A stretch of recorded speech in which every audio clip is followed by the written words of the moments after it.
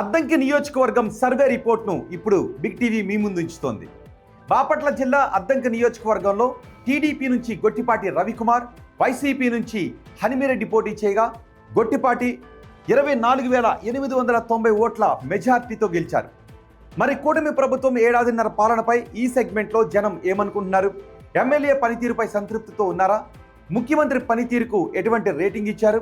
నారా లోకేష్, పవన్ కళ్యాణ్, జగన్ గురించి ఈ సెగ్మెంట్ ప్రజలు ఏమనుకుంటున్నారు? ఓవరాల్గా కూటమి ప్రభుత్వంపై జనం మాటేంటి? బిగ్ టీవీ ఎక్స్క్లూజివ్ సర్వే రిపోర్ట్లో చూద్దాం. ఎన్నికల సమయంలో గొట్టిపాటి రవికుమార్ అద్దంకి నియోజకవర్గ ప్రజలకు ఇచ్చిన హామీలు ఏంటో ఒకసారి చూద్దాం. ఆ హామీలు ఇవే.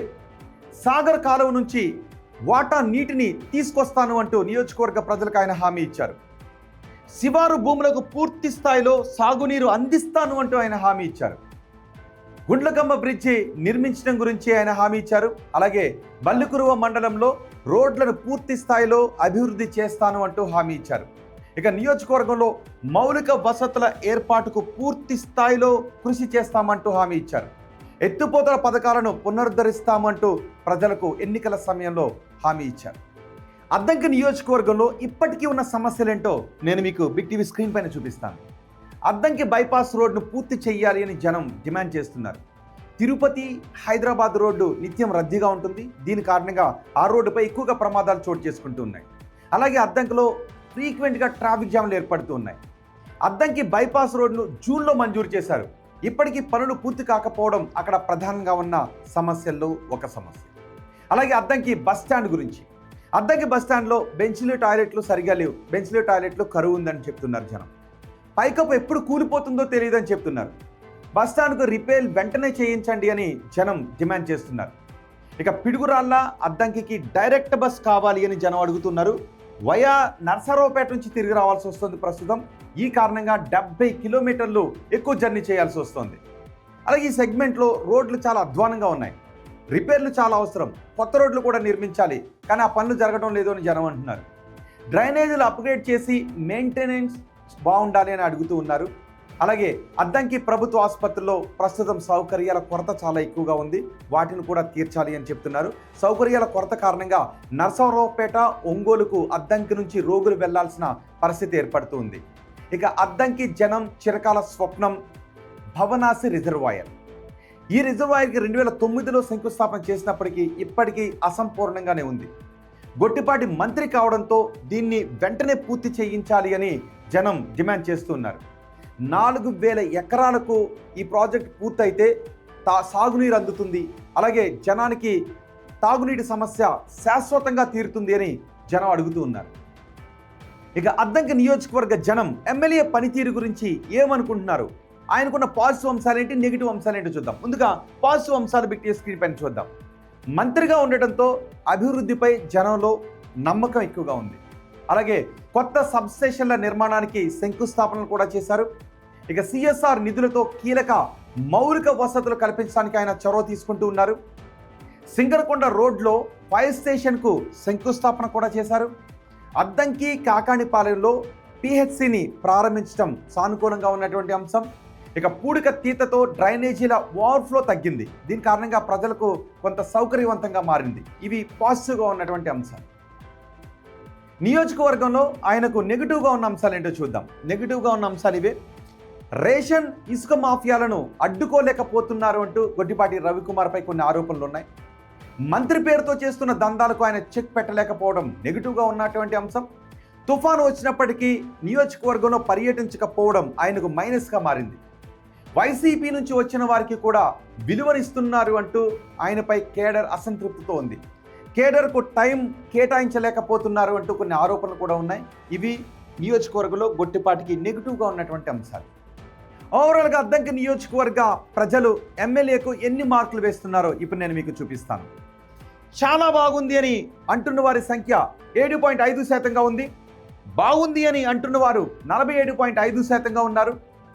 పర్వాలేదు అంటున్న వారు 30% ఉన్నారు. బాగా లేదు అని 12.5% మంది జనం అంటూ ఉంటే, అస్సలు బాగా లేదు అని 2.5% మంది జనం అంటూ ఉన్నారు. సో ఓవరాల్గా 15% మంది మాత్రమే వ్యతిరేకతగా ఉన్నట్టుగా అనిపిస్తోంది. ఇక ముఖ్యమంత్రి చంద్రబాబు పనితీరు గురించి అద్దంకి నియోజకవర్గ ప్రజలు ఏం చెప్పారు అంటే చాలా బాగుందని 10% మంది అంటున్నారు.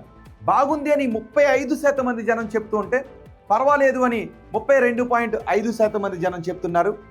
బాగాలేదు అని 15% మంది జనం అంటుంటే అస్సలు బాగాలేదు అని 7.5% మంది జనం అంటున్నారు. అంటే కేవలం 22.5% మందిలో మాత్రమే కొంత అసంతృప్తి కనిపిస్తోంది. ఇక ఓవరాల్గా ప్రభుత్వ పనితీరు ఎలా ఉంది అని అడిగిన ప్రశ్నకు చాలా బాగుంది అని 7.5% మంది జనం చెప్తున్నారు. బాగుంది అని 37.5% మంది జనం చెప్తూ ఉంటే పర్వాలేదు అని 30% మంది జనం చెప్తున్నారు. బాగాలేదు అని 15% మంది జనం చెప్తూ ఉంటే అస్సలు బాగాలేదు అని 10% మంది జనం చెప్తున్నారు. అంటే నియోజకవర్గంలో 25% మంది జనాల్లో కొంత వ్యతిరేకత కనిపిస్తుంది. ఇక ప్రతిపక్ష నేత జగన్ పనితీరు గురించి నియోజకవర్గ ప్రజలు ఏం చెప్పారు అంటే చాలా బాగుంది అని 10% మంది అంటున్నారు. బాగుంది అని 15% మంది అంటున్నారు. పర్వాలేదు అని 47.5% మంది జనం చెబుతూ ఉంటే బాగాలేదు అని 15% మంది జనం అంటున్నారు. అస్సలు బాగాలేదు అని 12.5% అద్దంకి నియోజకవర్గ ప్రజలు అంటున్నారు. ఇక పవన్ కళ్యాణ్ పనితీరు గురించి నియోజకవర్గ ప్రజలు ఏం చెప్పారు అంటే చాలా బాగుందని 17.5% మంది అంటున్నారు. బాగుంది అని 42.5% మంది జనం చెప్తున్నారు. పర్వాలేదు అని 27.5% మంది జనం చెప్తూ ఉంటే బాగాలేదు అని 10% మంది జనం చెప్తున్నారు.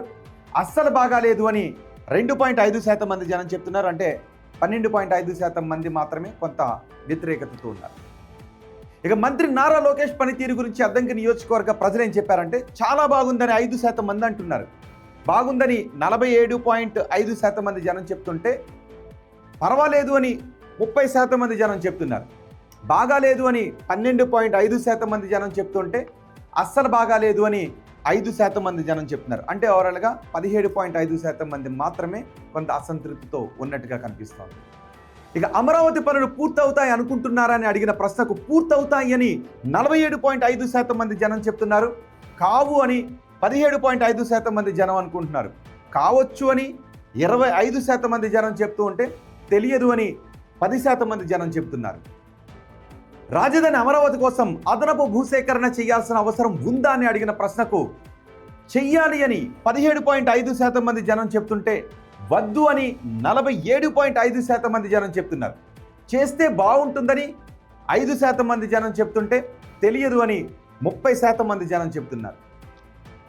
పోలవరం ప్రాజెక్టు పూర్తవుతుంది అనుకుంటున్నారా అని అడిగిన ప్రశ్నకు పూర్తవుతుందని 50% మంది జనం అనుకుంటుంటే కాదు అని 17.5% మంది జనం అనుకుంటున్నారు.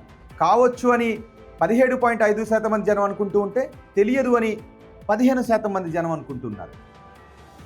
కూటమి ప్రభుత్వంలో ఉద్యోగ అవకాశాలు పెరిగాయి అని అడిగిన ప్రశ్నకు పెరిగాయి అని 35% అద్దంకి నియోజకవర్గ ప్రజలు అనుకుంటున్నారు. పెరగలేదు అని 12.5% మంది జనం అనుకుంటున్నారు. పెరుగుండొచ్చు అని 35% మంది జనం చెబుతుంటే తెలియదు అని 17.5% మంది జనం చెప్తున్నారు. వచ్చే ఎన్నికల్లో వైసీపీ అధికారంలోకి వస్తుంది అనుకుంటున్నారని అడిగిన ప్రశ్నకు వస్తుంది అని 20% మంది జనం అంటూ ఉంటే ఇంకో 20% మంది జనం రాదు అని అంటూ ఉన్నారు. రావచ్చు అని 32.5% మంది జనం అనుకుంటూ ఉంటే తెలియదు అని 27.5% మంది జనం అనుకుంటున్నారు. చంద్రబాబు తర్వాత ముఖ్యమంత్రిగా ఎవరైతే బాగుంటుంది అని అడిగిన ప్రశ్నకు పవన్ కళ్యాణ్ అయితే బాగుంటుందని 17.5% మంది జనం చెప్తుంటే నారా లోకేష్ అయితే బాగుంటుందని 47.5% మంది జనం చెప్తున్నారు. తెలియదు అని 35% మంది జనం అంటున్నారు. ఇవి ఓవరాల్గా అద్దంకి నియోజకవర్గం గురించి బిగ్ టీవీ అందిస్తున్న సర్వే రిపోర్ట్.